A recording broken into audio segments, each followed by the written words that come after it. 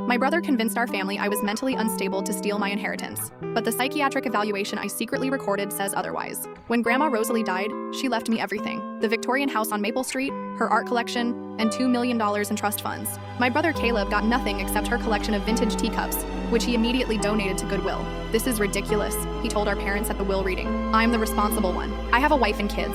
Dakota's been acting strange for months."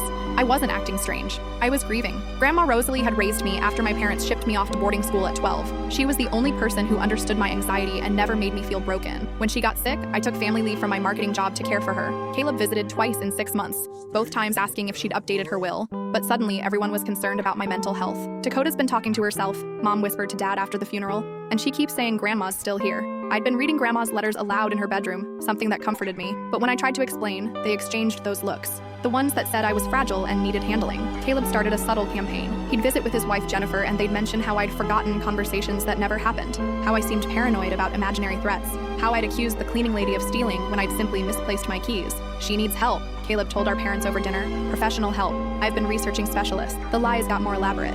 I was supposedly hoarding food in Grandma's pantry, leaving faucets running, talking to empty rooms for hours. None of it was true, but suddenly every family gathering became an intervention. "We're worried about you living alone in that big house," my aunt said during one particularly painful dinner. "Maybe you should consider assisted living." I was 28 years old. 2 weeks later, Mom called crying. "Sweetheart, we think you should see Dr. Brennan, just to process your grief." Dr. Brennan was a psychiatrist who specialized in competency evaluations. I realized what was happening, but I agreed to go. I needed to know exactly what game Caleb was playing. That's when I started recording everything. I bought a small digital recorder and hid it in my purse. During my first session, Dr. Brennan asked leading questions. "Your family is concerned about your relationship with reality. Have you been experiencing auditory hallucinations?"